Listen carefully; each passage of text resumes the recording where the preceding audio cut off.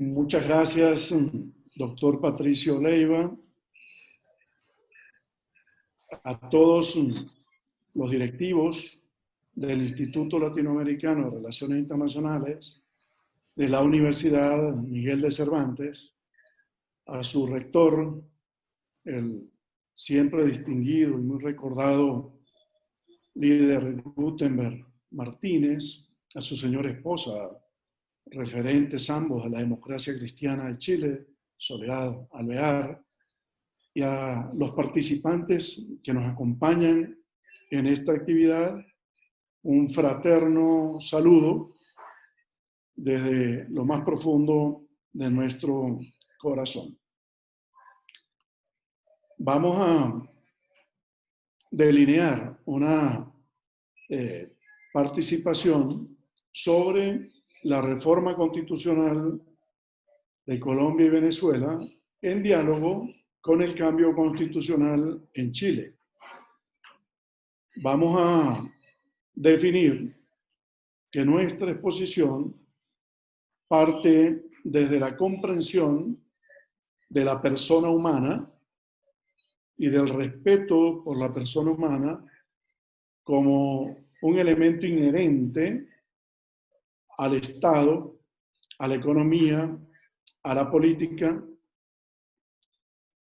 que tienen que ver con la dignidad del hombre y el merecido respeto que hay que reconocerle en la comunidad política. Aspiro, además, a hacerlo desde la perspectiva del humanismo constitucional o del constitucionalismo humanista que nosotros promovemos. En tal sentido, como primera premisa, afirmar que la política es consustancial a la felicidad humana. Es un ejercicio en la comunidad para la convivencia armónica, para la reducción de la violencia, para la generación de la felicidad en cuanto contribuya al logro del proyecto de vida que cada persona define en la sociedad. Y los cambios constitucionales son material y esencialmente políticos. Y las constituciones son el suelo sobre el que se edifica la convivencia humana para la generación de paz social, de bien común, de realización humana en un contexto donde la violencia sea solo ejercida a través de los mecanismos institucionales delegados al Estado, evitar la polarización, la división, el odio y la fractura, y desde las tres premisas francesas de libertad, de igualdad y fraternidad, las dos primeras trabajadas mucho, enfatizar la fraternidad, la reconciliación, la armonía, el amor al prójimo y ese encuentro necesario de la diversidad y la procura de la unidad en medio del disenso. Desde esta óptica, plantear entonces tres elementos a tener en consideración. El contexto latinoamericano, luego hablaré de lo que ha sido una corriente llamada el nuevo constitucionalismo latinoamericano, la influencia ideológica que hay en él, y el tercer elemento serán los retos y desafíos que desde la visión constitucional contemporánea tiene el pueblo de Chile por delante. En el contexto contemporáneo latinoamericano, que es el primer aspecto, en los últimos 40 años, desde 1980 al 2020 que transitamos, teniendo a la Constitución chilena de 1980 entre ellas, hemos visto que el desideratum era la transición de los autoritarismos, muchos de ellos militares, hacia la construcción de espacios democráticos. Se observa la presencia de un Estado de tipo neoliberal, de economías de mercado, el modo republicano de gobierno, con las premisas de toda república, división de poderes, alternancia en el poder político y alguna afirmación cardinal de la procura de la libertad.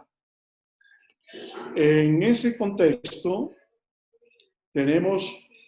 como referente de influencia la Constitución española de 1978.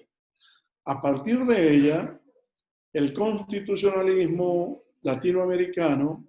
empieza a adoptar una figura que es el Estado Social de Derecho.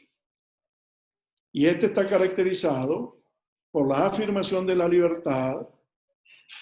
por la intervención del Estado en la economía y por la procura de la justicia material, la reivindicación de lo social y el esfuerzo del Estado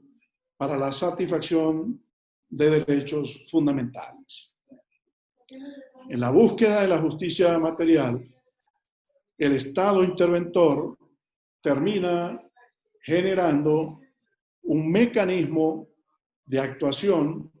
que lo hace corregir fallas o deficiencias, pero también establecer mecanismos de inspección, vigilancia y supervisión sobre el quehacer de la vida comunitaria, a lo que no escapa naturalmente los servicios públicos y la economía. El Estado social de estos tiempos tiene una firma cardinal que es la dignidad humana y se entiende desde una triple dimensión, como estatuto antropológico del Estado mismo, es decir, el hombre como centro de gravitación de lo público, se entiende desde el punto de vista normativo como valor, como principio y como regla constitucional, es decir, la dignidad humana como un deber ser, y se entiende también desde la funcionalidad que ésta tiene para la realización de la persona en la vida social. Y allí la dignidad humana tiene un elemento que es atinente a la elección del proyecto de vida o del plan de vida de la persona, a las condiciones mínimas para una existencia adecuada, una existencia decorosa, decente, y a una vida libre de daños, sin intromisiones arbitrarias. La potenciación de oportunidades para que las capacidades del hombre refuljan y tengan florecimiento humano. Es aquí entonces donde los derechos fundamentales cobran una valía trascendente y pasan de ser vistas las necesidades humanas como una titularidad en cabeza de la persona, que es un agente de transformación que se convierte en titular de un derecho exigible, reclamable, incluso pretensible desde el punto de vista de la justiciabilidad. Los derechos entonces, entre estos salud, educación, vivienda, alimentación, trabajo digno, generan un plexo que apuesta por un principio cardinal del Estado Social de Derecho. La promoción, respeto, garantía y efectiva materialización de los derechos fundamentales. Entran en juego conceptos como soberanía popular, más allá de la soberanía nacional, entendida desde la estatalidad, los mecanismos de participación ciudadana y la incorporación del bloque de constitucionalidad, el Estatuto del Derecho Internacional de los Derechos Humanos, ratificado por los estados, que conjuga una constitucionalidad multinivel o supranacional. Órganos e instancias de protección de derechos que por vía de remisión entran a complementar el constitucionalismo interno y aún estando dentro de la Constitución son normas que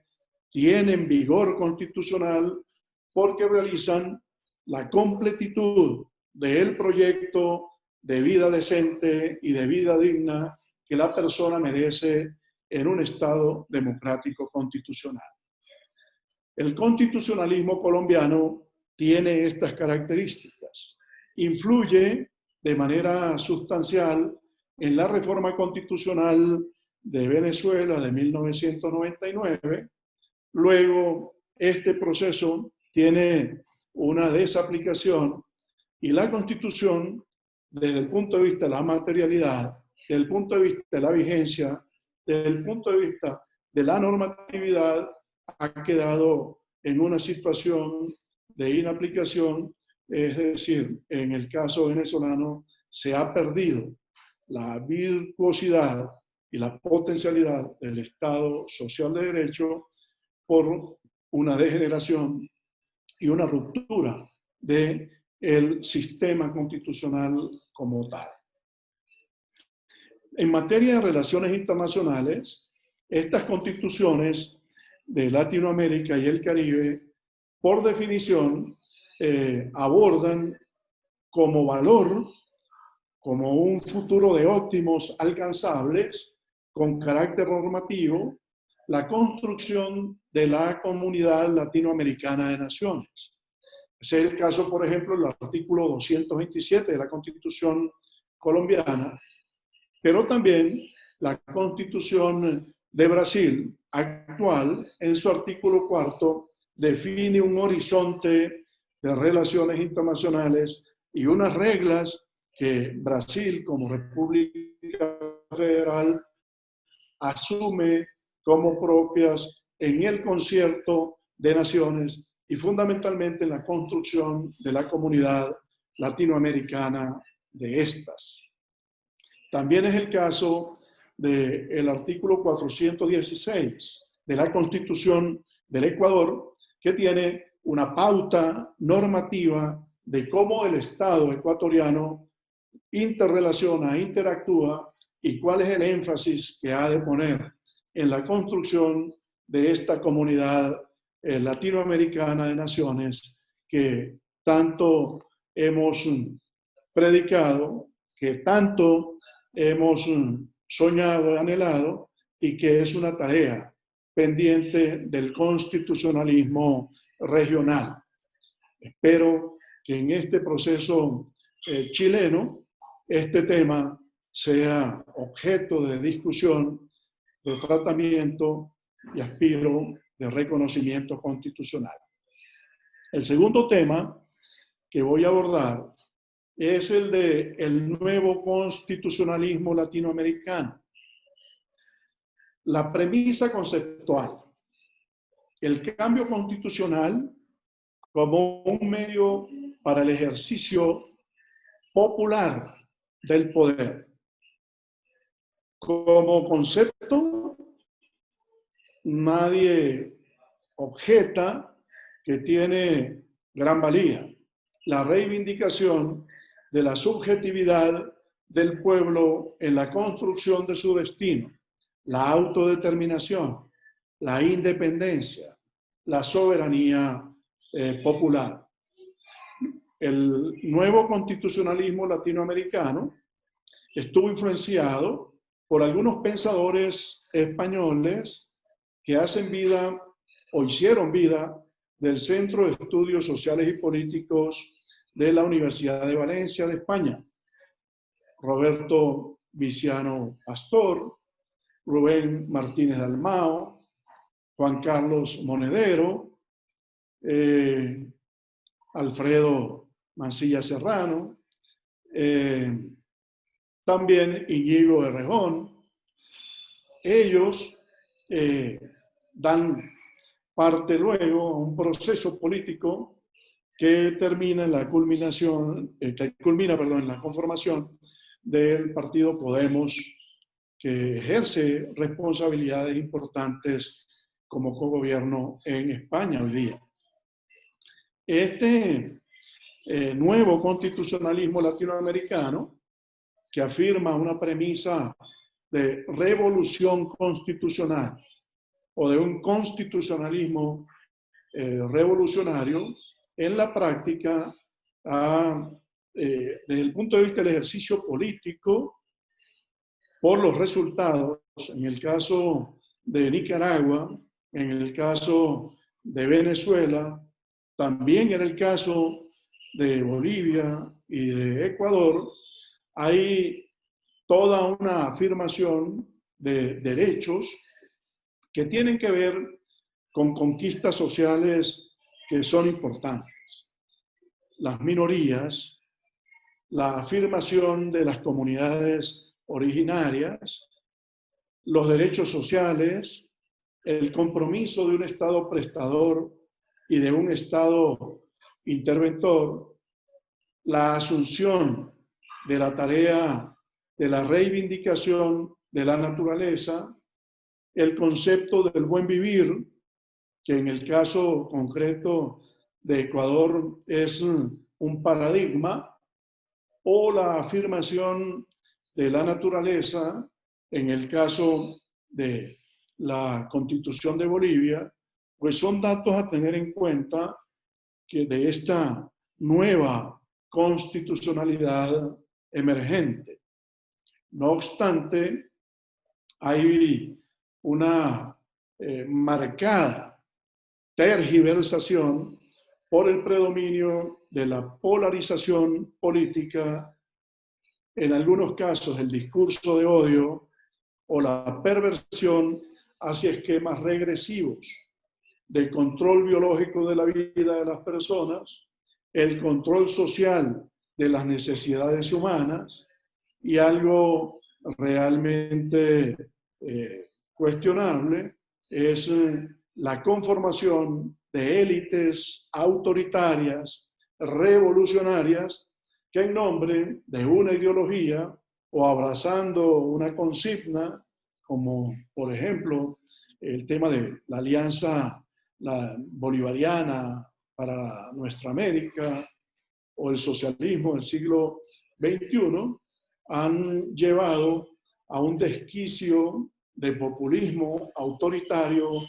estos procesos, fundamentalmente en el caso de Venezuela, de Nicaragua, también fue el caso de Ecuador y era el caso de Bolivia. El partido único, la hegemonía de esa visión excluyente, una afirmación de las minorías, pero solo las minorías de los que a mí me siguen, o las minorías que no disienten, o las minorías que no se oponen, la concentración del poder, la separación de poderes tan necesaria en un modelo republicano que termina totalmente destruida, y esa hiperconcentración del poder en presidentes que ya no solo afirman su derecho a reelegirse, como algunas constituciones lo establecen, sino que, yendo más allá, como en el caso de Bolivia, se produce el concepto de derecho fundamental a la reelección indefinida. O la reelección indefinida del caso venezolano de 2009, que había sido popularmente rechazada en el 2007. O interpretaciones constitucionales de órganos que, en lugar de estar al cuidado y la guarda de la Constitución como máximas instancias judiciales, facilitan interpretaciones que van hacia la reelección indefinida, rompiendo con el principio de alternancia, renovación del poder y de la conformación de la minoría como una nueva mayoría que alcanza el poder a través de la legitimación democrática. Este principio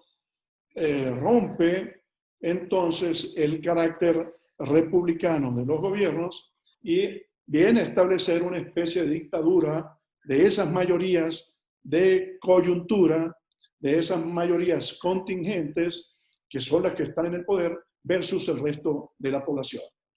asumiendo un modelo de constitucionalismo realmente autoritario que en el fondo tiene en el discurso de odio muchas veces cabida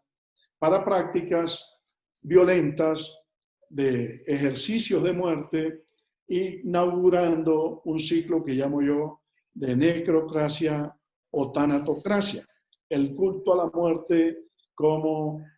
medio y forma de procura y ejercicio del poder político. Estamos entonces nosotros entrando ya con esta narrativa y esta visión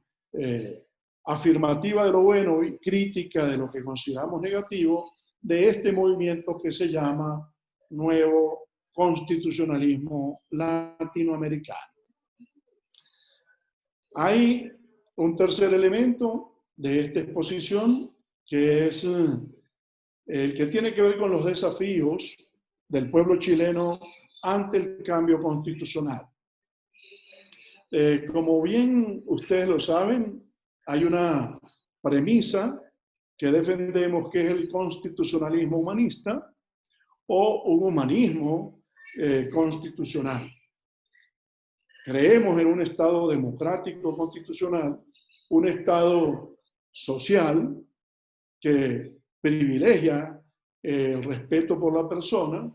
un Estado ecológico que genera desde la visión de una ecología integral e integradora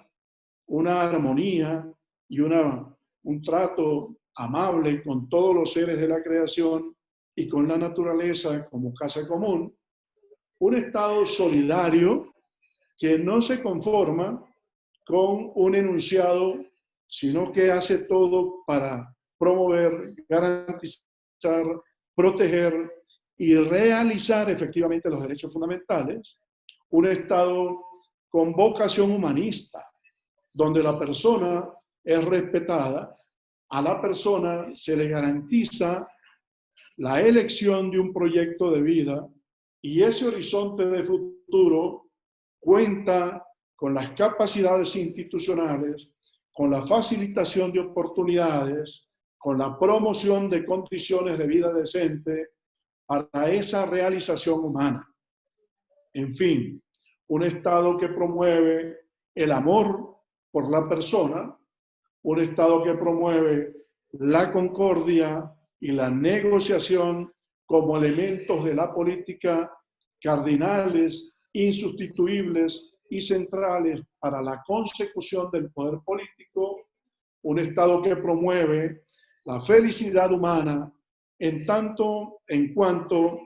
toda persona goce de los derechos económicos, sociales, culturales, medioambientales, intrageneracionales e intergeneracionales que le permitan conseguir una vida buena, una vida con sentido, una vida que valga la pena vivirla. Y desde esta afirmación, el centro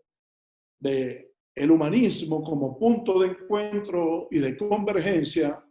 para la evitación de la tentación populista, la evitación de la polarización y el discurso del odio, la evitación de los fundamentalismos excluyentes y los radicalismos hegemónicos que hagan que la economía, la política y el Estado mismo estén al servicio de la persona humana, de la dignidad humana, vista como elección de un proyecto de vida, condiciones materiales y espirituales para una vida decente y una vida disfrutada, con sentido y sin daños. Una vida donde impere la seguridad humana.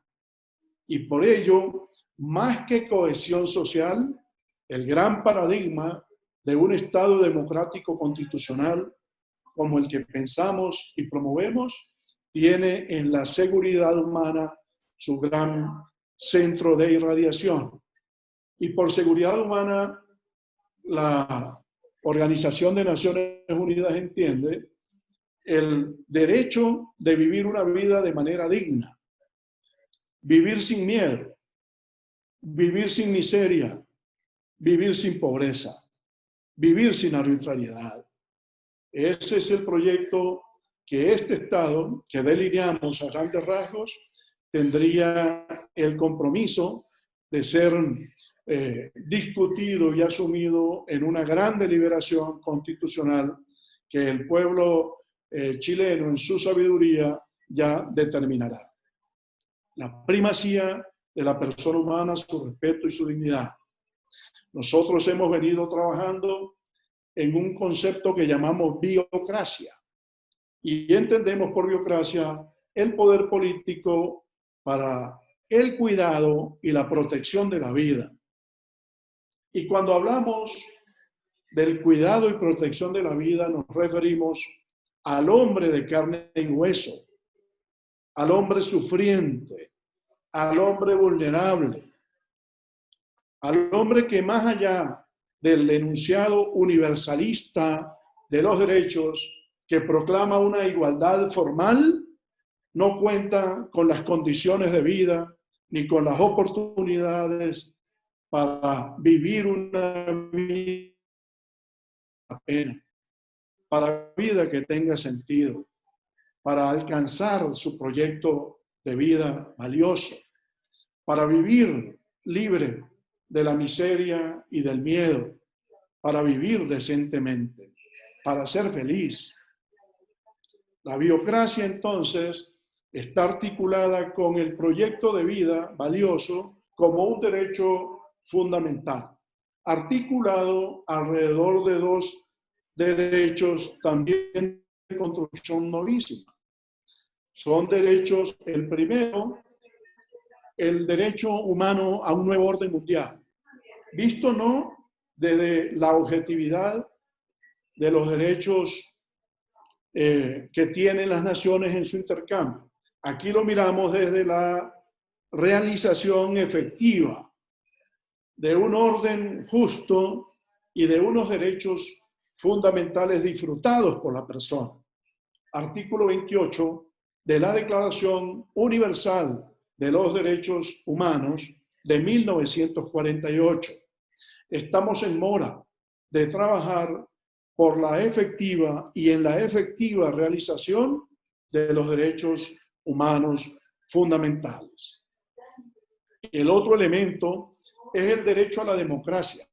como un derecho fundamental. Una democracia vista no como procedimiento solamente, como mecanismo de formación de mayoría solamente. Es una democracia que permite la exteriorización de la libertad en una regulación jurídica que genera convivencia armónica, que reduce la violencia a la dimensión institucional y que facilita la exteriorización del proyecto de vida. Una democracia desde una visión sustancial que viene articulada en la dignidad humana, en el respeto que merece la persona por el derecho mismo de ser persona, por la condición de persona, que goza de derechos y que vive una vida plena de sentido. Desde esta articulación de un nuevo orden mundial, un proyecto de vida como un derecho fundamental y una democracia integral, sustancial, una democracia que combina lo procedimental con la exigencia y el deber del Estado de promover, respetar, garantizar, asegurar y hacer efectivos los derechos humanos fundamentales, estaríamos entonces construyendo ese Estado al que hice mención en el inicio de este acápite tercero. Creo firmemente en la legitimación popular de los procesos políticos constitucionales Creo que el constitucionalismo tiene que asumir que el pueblo puede darse cambios y revisiones a ese estatuto y a ese pacto societario llamado Constitución, que el pueblo puede revisar su Constitución en la línea de lo que Thomas Jefferson marcó como el constitucionalismo popular, respetando la dignidad de la persona humana, pero con una visión absolutamente valorativa, es decir, construyendo sobre lo construido. Yo creo en los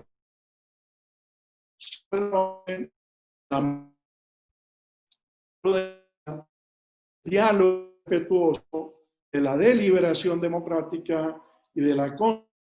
sociedad justa, incluyente, libre, dialogante, pacífica, democrática, tolerante, pluralista. El pueblo chileno es importante. El pueblo chileno nos ha demostrado que la concordia, que el diálogo y que el entendimiento, la virtud del hombre prudente construida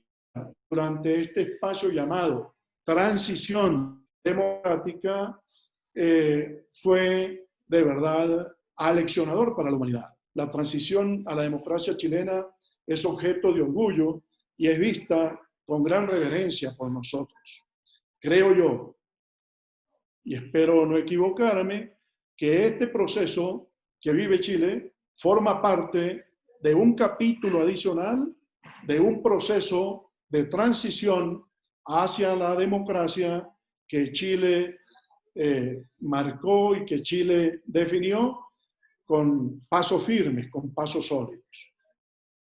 Hoy creo que esa larga marcha hacia la consolidación de la democracia chilena tiene demandas. Y además de la garantía de la continuidad, de la estabilidad del Estado chileno y su institucionalidad, que puede ser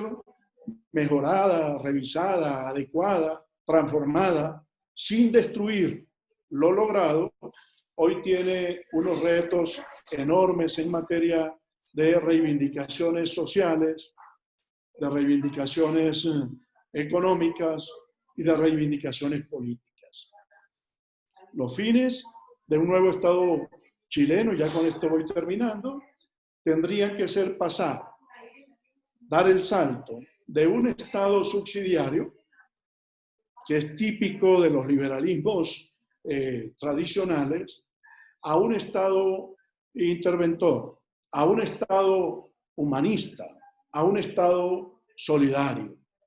que haga aportaciones, que erogue recursos y que asuma la satisfacción de derechos humanos cardinales: salud, educación, vivienda, seguridad social, ¿por qué no decirlo? Agua, alimentación, saneamiento básico. Tienen que ver con la vida digna y no conformarse con ver que el Estado contempla cómo juegan los actores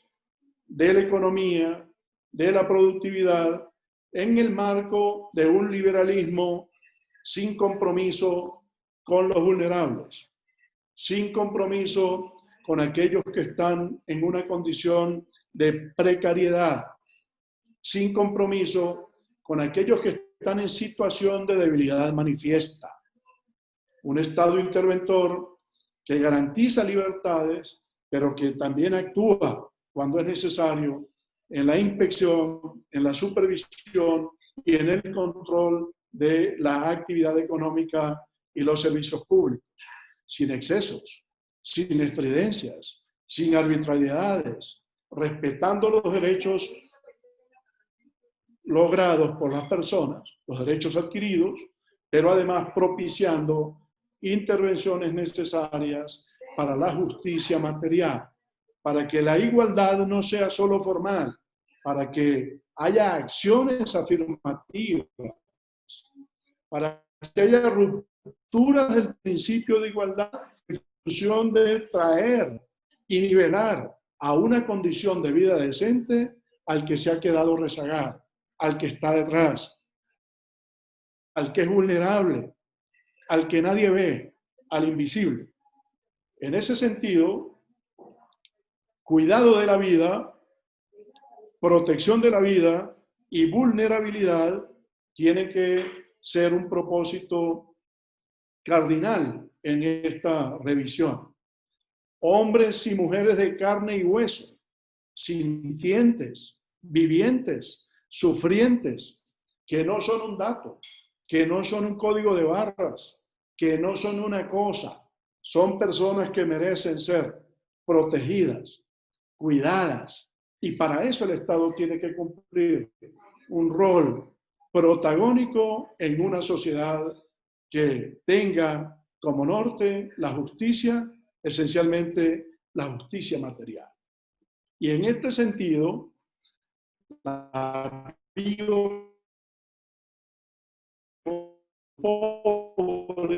a los excluidos, a los marginados, a los vulnerables como centro de gravitación. Su gran prioridad, darle sentido a esas vidas que hoy están devastadas, arruinadas o en condición de mera subsistencia.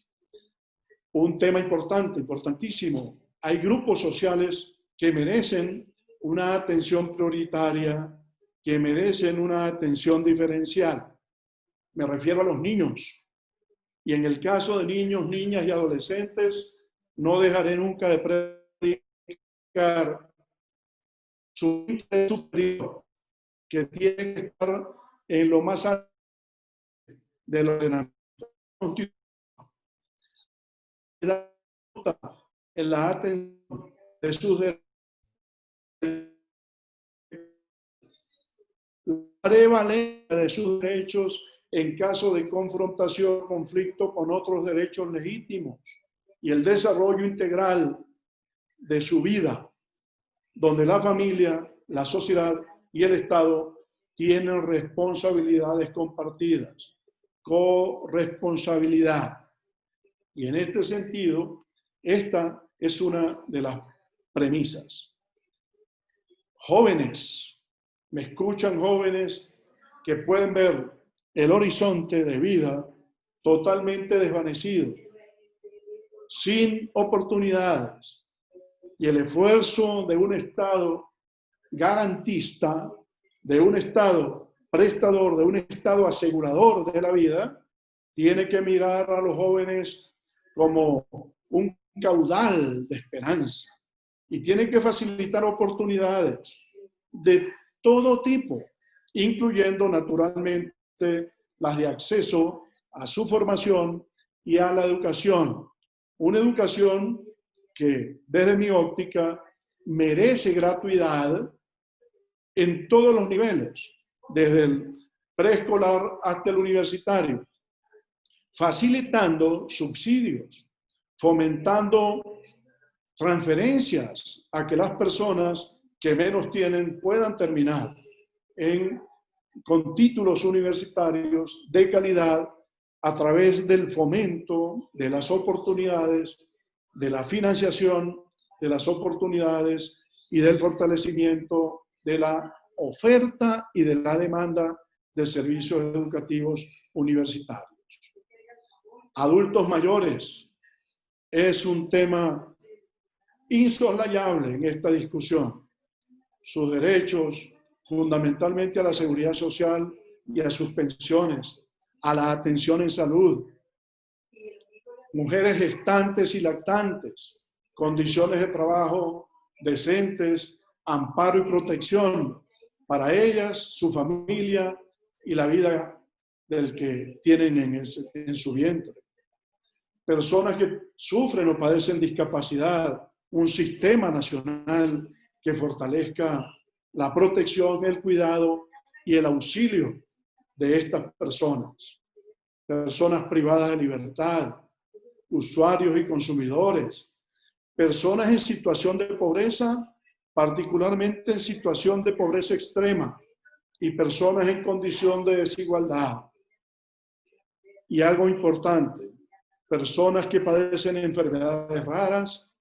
enfermedades catastróficas o enfermedades de alta complejidad son parte de este grupo de vulnerables de carne y hueso que el constitucionalismo no puede soñar y no mirar con indiferencia. La democratización de la economía, ya en la parte final, es importante ver que el capital no solo produzca rentabilidad económica, también social, también ecológica.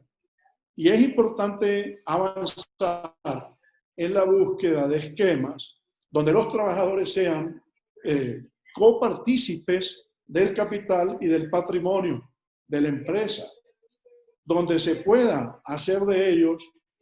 verdaderos copropietarios de las propias unidades de producción para que, sintiéndose con esa titularidad, comprometan de mejor manera a través de sus organismos sindicales, a través de las formas asociativas o individualmente, ese afán de tener un salario que remunere con justicia su esfuerzo, porque tenemos condiciones de pobreza laboral en Latinoamérica y hay muchos países en donde el salario, el ingreso, la remuneración ni siquiera alcanza para lo básico elemental de una vida digna. Hay que aprender del Papa en el sentido de que estamos a tiempo de implementar actos de sensibilidad humana movidos por el sentido de misericordia social con los pobres, con las personas en condición de miseria, con los excluidos. Un Estado democrático constitucional también tiene que velar en este tiempo de pandemia por los afectados de una crisis estructural, global, algo que yo he llamado por allí la tercera guerra mundial. Pero esta es la primera guerra biológica mundial, la primera guerra biológica. Y esta primera guerra está dejando unas afectaciones sociales, económicas, institucionales, de carácter estructural y van a perdurar. En tal sentido, ya en los 2 últimos minutos, quiero proponer que en Chile, a partir de lo que ha construido la CEPAL y de la experiencia europea, en este tiempo y mientras duren las condiciones de afectación, es dable pensar en una renta básica de emergencia que transfiera unos ingresos mínimos adecuados para que las personas pobres puedan sobrevivir, subsistir. Las personas que estén por debajo de la línea de pobreza o por debajo de la línea de pobreza extrema. Con el tiempo, establecer mecanismos fiscales que permitan la generación de una reforma estructural por medio de la cual el 20% que controla el 70% de los ingresos aporte a través de impuestos y contribuya a través de tasas o de mecanismos tributarios al sostenimiento de un concepto que se llama renta básica universal, hasta que la persona salga de la condición de pobreza. Ahora, ir más allá a una renta universal permanente merecerá de otra discusión en otro contexto, en una nueva oportunidad. Finalizo diciéndoles que hay categorías constitucionales como el mínimo vital, el derecho a la atención prevalente que tienen las personas que están en situación de carencia, en situación de vulnerabilidad. Hay que abordar la condición migratoria de movilidad humana que nuestros países están recibiendo. No solo quienes salieron en Chile cuando ustedes tenían esa situación dura de autoritarismo, sino quienes están llegando a Chile de distintas latitudes son seres humanos que tienen una historia y un proyecto de vida. Y hay que abrir una categoría en las constituciones para la movilidad humana y el tratamiento de los migrantes. Apuntar al ius personae, más que al ius civitatis, ver que es un ser humano que tiene derecho a una realización humana, más que si es regular o peor aún, algunos los tildan de ilegal porque no vive o no nació o no tiene nacionalidad. Esas son las búsquedas que nos definen. El derecho a la felicidad para realizar y a través de la realización del proyecto de vida. El derecho a la paz, el derecho al agua, la protección del mar, el cuidado del mar y del océano. Y algo muy importante con lo cual culmino, la protección del medio ambiente, los cuidados de la naturaleza y los seres vivientes y la adopción de una política de biodiversidad, de bioculturalidad, la adopción de una política medioambiental sostenible, perdurable en el tiempo, que dé desarrollo humano integral y que permita el desarrollo económico con justicia social. Es así como vemos nosotros este gran reto, este gran desafío de Chile, no sin antes decirles que podría ser Chile el primer país que haga suya la Carta Democrática Interamericana y consagre a la democracia como un derecho humano fundamental con un contenido esencial, invulnerable, defendible, exigible y justiciable, porque en esta dirección apunta entonces nuestra búsqueda. La protección de los datos, la protección de la intimidad de la persona, evitar la destrucción de la reputación, la imagen y el buen nombre, porque cualquiera publique y que la neutralidad de las redes sociales no permita entonces el derecho al olvido. Mire, yo tengo, y con esto culmino, 13 años y medio de exilio en Colombia y han dicho de mí cualquier cantidad de cosas que no tienen ni sentido ni razón. Y no puedo bajarlas de la red porque la neutralidad dice que aquello que es mentira o falsedad es un bien público y que tiene que ver con la sociedad bien informada. Temas como estos son dignos de revisar. Entonces, concluyo con Francisco el Papa diciendo que por difíciles que sean las pruebas, por difíciles que sean las coyunturas, saldremos adelante. El Papa nos está hablando de un derecho fundamental a la esperanza. Y la invitación del Papa es que, aunque en el corazón hayas sepultado la esperanza, no te rindas. Hay un mañana y en la construcción de ese mañana siempre brilla el sol de la fe, de la confianza y de la esperanza. Muchísimas gracias a ustedes por su amable atención y quedo presto a contestar cualquier pregunta. Muchísimas gracias a la universidad por esta actividad y por esta oportunidad. Han sido muy amables.